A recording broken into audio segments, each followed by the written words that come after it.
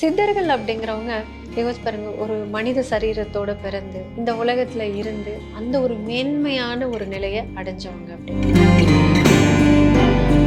நான் இந்த பரிகாரங்கள் அப்படின்னு கொடுக்க ஆரம்பிக்கிறப்போ நான் முதல்ல எடுத்து கொடுத்த பரிகாரங்கள் பாம்பன் சித்தர் திரு குமர குருதாச சுவாமிகள்.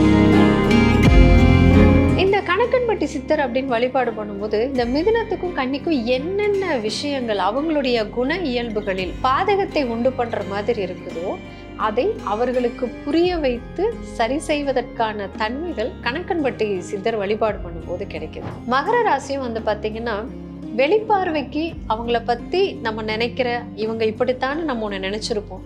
ஆனா உள்ளுக்குள்ள இருக்கக்கூடிய அவர்களுடைய உண்மையான குணம் அப்படிங்கிறது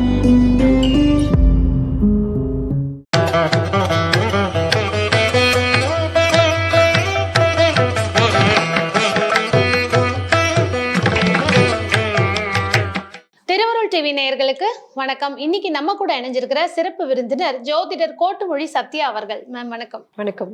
உங்களுடைய கடந்த பதிவுகள் அது சனிப்பெயர்ச்சி பதிவுகளா இருக்கட்டும், இல்ல நம்ம இதற்கு முன்னாடி பேசின பதிவுகளா இருக்கட்டும், எல்லாமே என்னன்னா கரெக்டான பதிவுகளா இருக்கு. அதாவது என்னன்னா சுத்தி வளைக்காம ஸ்ட்ரெயிட்டா இதுன்னா இப்படி பண்ணினாதான் வாழ்க்கையில ஒரு மாற்றம் வரும் அப்படிங்கிறது ஒரு தெளிவான பதிவா இருக்கு உங்களோடது. நீங்க நிறைய இடத்துல இந்த சித்தர்களை பத்தி பேசிட்டு வரீங்க. இந்த சித்தர் வழிபாடு இப்போ லேட்டஸ்டா நிறைய பேர் கூட அதை வலியுறுத்திட்டு வராங்க. ஸோ இந்த 12 ராசி 27 நட்சத்திரங்களுக்கு கூட தனித்தனியா சித்தர் வழிபாடு செய்யலாம் அப்படிங்கிறாங்க. இது உங்களுடைய கருத்து என்ன? ஸோ 12 ராசிக்கும் தனித்தனியா சித்தர்கள் இருக்காங்களா? சித்தர்கள் அப்படிங்கிறவங்க அதாவது ஒரு பொதுவா நம்ம இதுல ஒண்ணு சொல்லுவாங்க, ஆள் செய்யாததை நாள் செய்யும், நாள் செய்யாததை கோல் செய்யும், கோல் செய்யாததை சித்தன் செய்வான் அப்படி. அதாவது ஒரு நாள் நமக்கு நல்ல நாளாக அமையறது அப்படின்னு ஒண்ணு இருக்கு. ஒருவேளை அந்த நாள் நமக்கு நல்ல நாளா அமையல அப்படிங்கிறப்போ கோள்கள் அன்றைக்கு இருக்கக்கூடிய கோச்சாரத்தில் இருக்கிற கோள்களாக இருக்கலாம். இல்ல நமக்கு பாத்தீங்கன்னா சந்திரன் இருக்கின்றவர்கள், சந்திரன் ஒரு துணைக்கோள். ஸோ சந்திரனுடைய இதுல கோள்களாக இருக்கு, அது ஏதாவது நமக்கு துணை செய்யணும் அப்படின்னு. ஒருவேளை அன்னைக்கு அதுவும் சரியில்லை, இப்படி நாளும் இல்லை கோளும் இல்லை அப்படிங்கிறவங்களுக்கு சித்தன் இருக்காங்க. ஏன்னா சித்தர்கள் அப்படிங்கிறவங்க யோசிச்சு பாருங்க, ஒரு மனித சரீரத்தோட பிறந்து இந்த உலகத்துல இருந்து அந்த ஒரு மேன்மையான ஒரு நிலையை அடைஞ்சவங்க அப்படின்னு. அதே மாதிரி சித்தர்கள் பொறுத்த வரைக்கும் எனக்கு பெரியவங்களாகட்டும் அது சொல்லி கொடுத்தது என்ன அப்படின்னா, நாம் சித்தர்களை நினைச்சு ஒரு அடி எடுத்து வச்சா அவங்க நம்மளை நோக்கி 4 அடி எடுத்து வைப்பாங்க அப்படின்னு. சித்தர்களுடைய தன்மையை பொறுத்த வரைக்கும் இது நாம் புரிஞ்சுட்டு அதுக்கப்புறம் எனக்கு முதல்ல அது தெளிவா புரியணும், எனக்கு அறிவியல் பூர்வமா புரியணும், அப்புறம் தான் நான் அப்ளை பண்ணுவேன் அப்படிங்கிறது இல்லை. இங்க என்னன்னா அனுபவம் தான் இங்க முதல்ல. இங்க முதல்ல ஏற்பட்ட அனுபவங்கள் நமக்கு கிடைக்க கிடைக்க என்ன ஆயிடும்னா, சித்தர்களை பத்தின நம்மளுடைய பார்வை கோணங்கள், அதனால நம்ம வாழ்க்கை மாறுகின்ற விதம், இது எல்லாமே ஒரு அபரிதமா இருக்கும். இதை வார்த்தைகள்ல சொல்றது அப்படிங்கிறத விட நாம் அதை அனுபவிக்கும் போது அது ஒரு வார்த்தைகளுக்கு அடங்காத ஒரு உணர்வு அப்படின்னு சொல்லலாம். இதுல என்னை பொறுத்த வரைக்கும் 12 ராசிகளுக்கும் சித்தர்கள் வகைப்படுத்தியிருக்காங்க, 27 நட்சத்திரங்களுக்கு சித்தர்கள் வகைப்படுத்தியிருக்காங்க. பட் என்னுடைய பர்சனல் ஒப்பீனியன் என்ன, நமக்கு இந்த சித்தர்கள் இத்தனை பேர்த்துல யாரோ ஒருத்தர் மேல இயல்பாக ஒரு கவனம் வரும். ஆமா, அவங்கள பத்தின விஷயங்கள் ஏதாவது ஒண்ணு வரும்போது இது என்ன வித்தியாசமா இருக்காங்களே அப்படின்ட்டு நிறைய பேருமே வித்தியாசமா தான் இருப்பாங்க, ஒவ்வொருத்தரும் அவங்களுடைய வாழ்க்கை முறை. ஆனா யாரோ ஒருத்தர் மேல நமக்கு ஒரு ஈடுபாடு, அவரை பத்தி தேடுவோம். தேட ஆரம்பிக்க என்ன ஆயிருன்னா அவருடைய உருவங்கள், அவருடைய வார்த்தைகள், இல்ல அவரை பத்தின விஷயங்கள் நம்ம காதுக்கு வர்றது, கண்ணுல தென்படுறது, இந்த மாதிரி ஆரம்பிக்கும் போது அவரு தான் நமக்கானவரா இருப்பாங்க. அப்போ அதை தொடர்ந்து நம்ம அவங்களோட பயணிக்கும் போதுதான் அந்த அனுபவங்கள் அப்படிங்கிற ஒரு விஷயம் நமக்கு கிடைக்கும். பட் அது இல்லாம எனக்கு அந்த மாதிரி எல்லாம் பொறுமை இல்லை. நீங்க ராசிக்கு ஏதாவது இருந்தா சொல்லுங்க, அதை நான் ஃபாலோ பண்ணிக்கிறேன் அப்படிங்கிற மாதிரி ஒரு பிளாங்க் மைண்ட் செட்ல ஒருத்தங்க இருக்காங்க அப்படிங்கிற பட்சத்தில் மட்டும் இப்போ நான் சொல்ற அந்த ஒரு சித்தர்கள் இதை இவங்க ட்ரை பண்ணி பார்க்கலாம். பொதுவா என்னோட வாழ்க்கையில அப்படின்னு எடுத்துட்டீங்கன்னா சித்தர்கள் அப்படின்னா ரொம்ப பெரிய அனுபவங்கள் அப்படிங்கிறது இல்லை அப்படின்னாலும் ஆத்மார்த்தமான சில அனுபவங்கள். அதில் வந்து என்னோட லைஃப்ல ஃபர்ஸ்ட் அப்படின்னு எடுத்துட்டிங்கன்னா ஷீர்டி சாய்பாபா. சாய்பாபா. பாபா வாழ்க்கையில வந்ததுக்கு அப்புறம் வந்து பாத்தீங்கன்னா முதல்ல வந்தது பொறுமை, ரெண்டாவது நிதானம், மூணாவது வந்து எந்த ஒரு விஷயத்துலையுமே வந்து இப்போ ராமசாமி மாதிரி எனக்கு உடனே தெரியணும், எனக்கு உடனே ரிசல்ட் வேணும், நான் உடனே பண்ணணும், அந்த மாதிரி என்னால் இது தாங்கவே முடியாது, எனக்கு உடனே விடை வேணும், அப்படியெல்லாம் இருந்தது போக வெயிட் பண்ணலாம், அமைதியா இருக்கலாம். அந்த ஒரு விஷயங்கள் வந்து புரிய ஆரம்பிச்சதும் அதை வாழ்க்கையில் அப்ளை பண்ணதெல்லாம் அவர் வந்ததுக்கு அப்புறம் தான். அதுக்கப்புறம் தான் வந்து பார்த்தீங்கன்னா அந்த படிக்கிறது, திறமையை வளர்த்துக்கிறது, அந்த பிரச்சனைகள் வரும்போது எல்லாம் அவர் பார்த்துப்பார். எல்லாம் சொல்லுவாங்க இல்லைங்களா, எல்லாம் மேல இருக்கிறவன் பார்த்துக்கலாம். என்னை பொறுத்த வரைக்கும் எல்லாமே அவர் இருக்கார், பார்த்துக்கலாம் அப்படின்னு ஆரம்பிச்சதுதான். அதுக்கப்புறம் இந்த இதுல நான் இந்த ஜோதிடத்துக்குள்ள வரும்போது முதல்ல நான் வந்து இந்த பரிகாரங்கள் அப்படின்னு கொடுக்க ஆரம்பிக்கிறப்போ நான் முதல்ல எடுத்து கொடுத்த பரிகாரங்கள் பாம்பன் சித்தர் திரு குமர குருதாச சுவாமிகள் அவருடைய மந்திரங்கள், அவங்களுடைய பூஜை முறைகள், இதெல்லாம் நான் கொடுக்க ஆரம்பிச்சேன்னா இது வந்து பார்த்தீங்கன்னா சஞ்சீவி ராஜா சுவாமிகள் அவங்க வந்து பாம்பன் சித்தருடைய அந்த ஒரு பாடல்கள் அது எல்லாமே எடுத்து கொடுக்குறாங்க. அதை தான் நான் எடுத்து முதல்ல பண்ண ஆரம்பிச்சது. சண்முக கவசம், குமாரஸ்தவம், ஸோ சஸ்திரபந்தம், மயூரபந்தம், ரதபந்தம், இந்த மாதிரி இருக்கிறதெல்லாம் கொடுக்க ஆரம்பிக்கிறோம். நான் பண்ண ஆரம்பிக்கிறப்போ வந்து பார்த்தீங்கன்னா நிறைய மாற்றங்கள். அப்போ சித்தர்கள் அப்படிங்கிறவங்க நம்மளுடைய வாழ்க்கையில நமக்கு தேவைப்படுகின்ற எல்லா விஷயங்களுக்கும் விடைகளை கொடுத்தே சென்றிருக்கிறாங்க. அப்ப அந்த இதுல வந்து இப்ப முதல்ல பாம்பன் சித்தர், 12 ராசிகள் அப்படின்னா பாம்பன் சித்தர் அப்படிங்கிறவங்க முதல்ல உடல், மனம் இது சார்ந்த விஷயமா தான் நான் பாக்குறேங்க. அப்போ இந்த பாம்பன் சித்தருடைய இது யாருக்கு இயல்பாக, ஏன்னா ஒரு ராசிக்கு ஒரு கேரக்டர்ஸ் இருக்கும், அந்த கேரக்டர்ஸ் பேசிஸ்ல தான் நான் வந்து இந்த சித்தர்களுடைய இதை எடுத்திருக்கேன். அப்படிங்கிறப்போ எனக்கு கும்பம், மீனம் 2 ராசிகள். அதுக்கு ஏதான பின்னாடி ஒரு காரணம் இருக்கா? ஏன் அந்த பாம்பன் சுவாமிகளுக்கு இந்த 2 ராசி? ஒண்ணு வந்து இது பெயர் இருக்கிற பாம்பன் சித்தர் அப்படிங்கிறவங்க பார்த்தீங்கன்னா சண்முக கவசத்தை உருவாக்கியவர். இந்த சண்முக கவசம் அப்படிங்கிறது உடம்பில் இருக்கக்கூடிய நோய், அந்த நோயை குணப்படுத்தக்கூடிய வல்லமை அப்படிங்கிறது இந்த சண்முக கவசத்துல நிறைய இருக்கு. ரெண்டாவது வந்து பாத்தீங்கன்னா பாம்பன் சித்தருடையது அப்படின்னா, பாம்பன் சித்தர் அப்படின்னாலே பாம்பன், பாம்பன்கிறது நமக்கு உடனே தெரியறது வந்து என்னன்னா பாம்பன் பாலம். ஆமா. ஸோ இது வந்து பாத்தீங்கன்னா ராமேஸ்வரத்துல இருக்கு. இது கும்பராசியும் மீனராசியும் சம்மந்தப்பட்டது.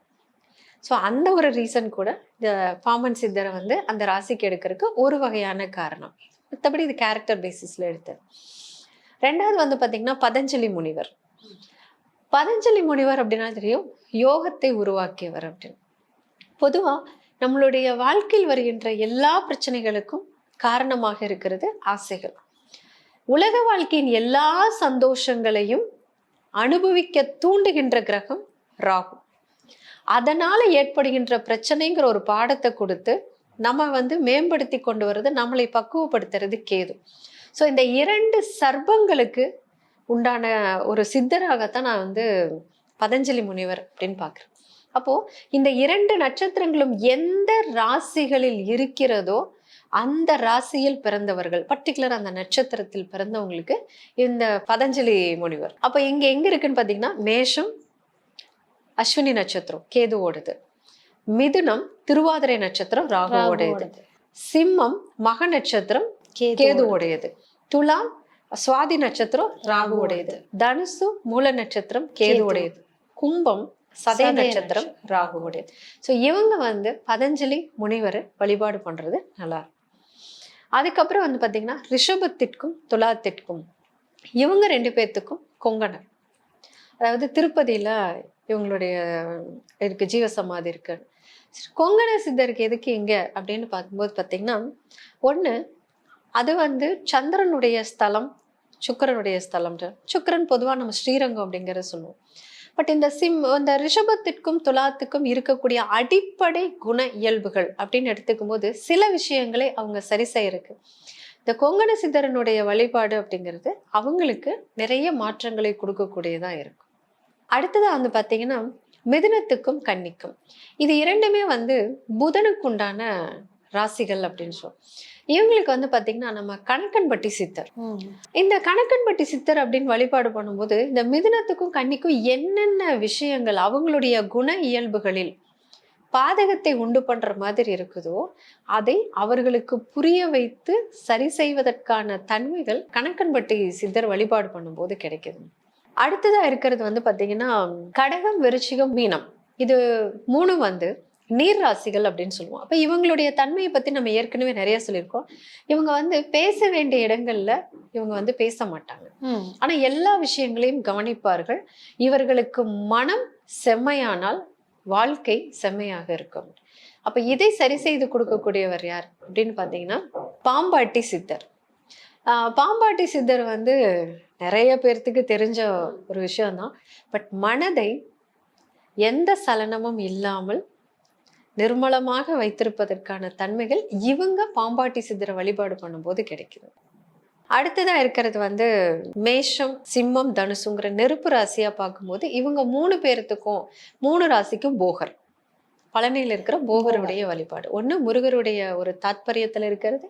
2வது வந்து பாத்தீங்கன்னா இந்த 3 பேர்த்தினுடைய குண இயல்புகள்ல ஒண்ணு அடிநாதத்துல அமைஞ்சிருக்கிறது வந்து பிடிவாத குணம். அப்படி அந்த பிடிவாத குணத்தினால இவங்க நிறைய விஷயங்கள் வாழ்க்கையில் கொஞ்சம் ஃபேஸ் பண்ண வேண்டியது இருக்கு. இதை புரிய வைத்து இதை சரியான பாதையில் திருப்பக்கூடிய தன்மை அப்படிங்கிறது போகர் வழிபாட்டுல இருக்கிறது. அப்படின்னு இப்ப அடுத்ததா இருக்கிறது வந்து பாத்தீங்கன்னா மகர ராசி. அப்படின்னு இந்த மகர ராசிக்கு அப்படிங்கிறப்போ இவர்களுக்கான சித்தரா இருக்கிறது வந்து கருவூரார் சித்தர். இப்ப நமக்கு வந்து தெரியும் தஞ்சாவூர் பிரகதீஸ்வரர் கோவில் வந்து நமக்கு நிறைய இது பார்த்தாச்சு. தஞ்சை பெரிய கோயில் ரொம்ப ஃபேமஸ். அதுல இருக்கக்கூடிய இன்ன வரைக்கும் இருக்கக்கூடிய மர்மமான விஷயங்கள், அங்க இருக்கக்கூடிய சிற்பக்கலை எல்லாத்துலயுமே வந்து ரொம்ப தனித்துவ தாத்பரியத்தோட இருக்கிறது வந்து தஞ்சை பெரிய கோயில். அப்ப அதற்குள் வந்து ஆணிவேரா இருக்கிறவர் கருவூரார் தான். மகர ராசியும் வந்து பாத்தீங்கன்னா வெளிப்பார்வைக்கு அவங்கள பத்தி நம்ம நினைக்கிற இவங்க இப்படித்தானே நம்ம ஒண்ணு நினைச்சிருப்போம். ஆனா உள்ளுக்குள்ள இருக்கக்கூடிய அவர்களுடைய உண்மையான குணம் அப்படிங்கிறது அப்படியே 180 டிகிரிக்கு மாறித்தான் இருக்கும். அப்போ இந்த மாதிரி வெளியில ஒன்னாவும் உள்ள ஒன்னாவும் இருக்கிற இவர்களுக்கு அவர்களுடைய தன்மைகளை ஃபுல்லா மாத்தி கொடுக்கக்கூடிய அந்த ஒரு திறன் அப்படின்னா கருவூர் சித்தர் வழிபாட்டுல இருக்கும். இப்போ ஓவராலா 12 ராசிகள். இந்த 12 ராசிகளுக்கும் ஒரு சித்தர் அகத்தியர். 12 ராசிக்காரங்களும் 27 நட்சத்திரக்காரங்களும் வழிபடக்கூடிய ஒரே ஒரு பொதுவான ஒரு சித்தர் அப்படின்னா அகத்தியர். நான் அகத்தியரை தான் பார்க்கிறேன். அகத்திய வழிபாட்டுல அகத்தில் இருக்கக்கூடிய எல்லா விஷயங்களையும் சரி செய்வதோடு இல்லாமல் நாம இந்த உலகத்துல எதுக்காக பிறந்திருக்கோம், ஏன் நமக்கு இதெல்லாம் நடக்குது, நம்ம எங்க போறோம், எதைத்தான் கொண்டுட்டு போறோம், இந்த மாதிரி நமக்குள் இருக்கக்கூடிய நிறைய கேள்விகளுக்கு விடையாக எல்லா சித்தர்களுமே இருக்காங்க. பட் ஒரு நான் பண்ணின ஒரு இதுல இந்த சித்தர்கள் எடுத்திருக்கேன். அதுல அகத்தியரனுடைய வழிபாடும் அகத்தியரனுடைய வாழ்க்கையில உள்ள வந்ததுக்கு அப்புறம் நமக்குள் ஏற்படுகின்ற மாற்றங்கள் அனைத்துமே அகம் சார்ந்ததா. நிச்சயமாக. ஸோ அழகா சொல்லியிருக்கீங்க. 27 நட்சத்திரக்காரங்களுக்கும் 12 ராசிக்காரங்களுக்கும் பொதுவான ஒரு சித்தராகவும் சொல்லியிருக்கீங்க. அதே மாதிரி வந்து நீர் ராசி நிலராசி தத்துவமாகவும் சொல்லியிருக்கீங்க. அதே மாதிரி தனித்தனியான வீடுகளாகவும் சொல்லியிருக்கீங்க. பார்த்த எல்லோருக்குமே ஒரு பயனுள்ள பதிவாக தான் இருந்தது. ஏன்னா நீங்கள் சொல்கிற மாதிரி சித்தருங்கிறது நம்ம எல்லோரையும் பொதுவாக வணங்கலாம். ஆனால் நமக்கான தேடல்னு ஒரு சித்தர்கிட்ட மட்டும்தான் இருக்கும். ஸோ இதை பார்க்குறவங்களுக்கு வந்து இவர் தான் என்னுடைய சித்தர்னு என் மனசில் கரெக்டாக தெரிஞ்சு நான் அவரை ஃபாலோ பண்ணணும் அப்படின்னா ஏதாவது இண்டிகேஷன்ஸ் இருக்கா? இந்த மாதிரி சம்பவங்கள் நடந்ததுன்னா அவங்க தான் உங்களுக்கான சித்தர்னு உங்களுக்கு தெரிய வரும் அப்படின்னா என்ன மாதிரி? அதாவது என்னன்னா, இப்போ நீங்கள் வந்து ஒரு சித்தர் நமக்கு வேணும், எனக்கு வந்து ஒரு வழிகாட்டுறதுக்கு ஒருத்தங்க வேணும் அப்படிங்கிறப்போ முதல் விஷயம் அந்த எண்ணத்தை தீவிரப்படுத்துறது. அப்போ அந்த எண்ணத்தை வந்து சங்கல்பமாக மாத்த என்ன ஆகும் அப்படின்னா அவருக்கான உருவப்படங்களா இருக்கலாம், அவரை பத்தின செய்திகளாக இருக்கலாம், இல்ல அவருடைய ஒரு போட்டோக்களாக வீடியோக்களாக ஏதாவது ஒண்ணு திரும்ப திரும்ப நம்மளுடைய கவனத்தை இருக்கிற மாதிரி வந்துட்டே இருக்கும். அப்ப அந்த கவனத்தை இருக்கிற மாதிரி அப்படின்னா நம்முடைய கவனம் அங்க போகும் இல்லைங்களா? ஏன்னா அது இல்லாம நம்மளும் நிறைய பேர்த்த ஒரு நாளைக்கு எத்தனையோ பேர்த்த பார்ப்போம், எத்தனையோ பேர்த்த பத்தி நம்ம கேட்போம். ஆனால் இவர்கள் மட்டும் தொடர்ந்து நம்மளுடைய கவனத்துக்குள்ள வந்துகிட்டே இருப்பாங்க. இப்படி வர ஆரம்பிக்கும் போது அவர் நமக்கானவர் அப்படிங்கறது நமக்கு தெரிஞ்சு. அருமையான பதிவு கொடுத்ததுக்கு நன்றி மேம். நன்றி மேம்.